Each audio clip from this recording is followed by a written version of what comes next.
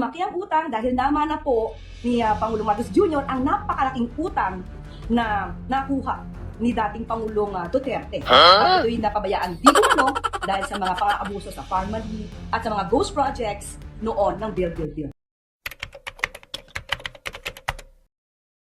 And she also criticized, ma'am, yung unemployment daw sa bansa. About what? Unemployment, sabi niya, ang dapat niya ginagawa, tinututukan yung trabaho at kapag hindi tinutukan, ganyan yung nangyayari. Tumatakas ang unemployment, namumutang tayo ng namumutang.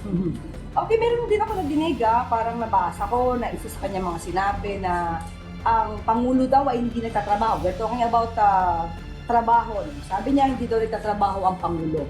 Kaya nga nakakalungkot, inamin niya na hindi siya marunong gumamit ng computer. At tinagamit lamang niya ang pinakamahal yata na laptop, gamit lamang ito sa kanyang pag-zoom. So, again, hindi niya alam ang nangyayari kung anong tinatrabaho ng Pangulo. Kita niyo naman po, kayo po nandito ngayon for the ASEAN Summit, ang Pangulo po ay nagtatrabaho.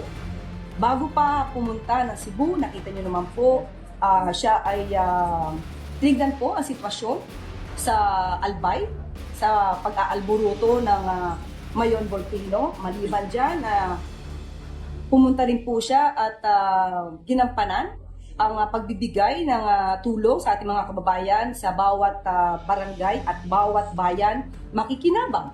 So nakita niyo po kung gaano po magtrabaho ang Pangulo. Ngayon, nandito siya, abalang-abala ang Pangulo sa ASEAN Summit at ang mga concerned agencies at concerned departments ng ehekutibo ay nandito para magtrabaho. Samantalang ang Vice Presidente nandoon po sa ibang bansa at nagbabakasyon. So, wala po siyang naitutulong ngayon sa ASEAN at wala po siyang nagiging trabaho. Ngayon, kung meron tayong mga pagkakautang, ito po'y normal naman sa ibang bansa para maibigay na tulong sa ating mga kababayan. At tandaan po natin, lumaki ang utang, hindi po sa panahon ngayon lamang. Lumaki ang utang dahil naman na po ni Pangulong Marcos Jr. ang napakalaking utang na nakuha ni dating Pangulong Duterte. At ito'y napabayaan di umano dahil sa mga pang-aabuso sa Pharmaly at sa mga ghost projects noon ng Build.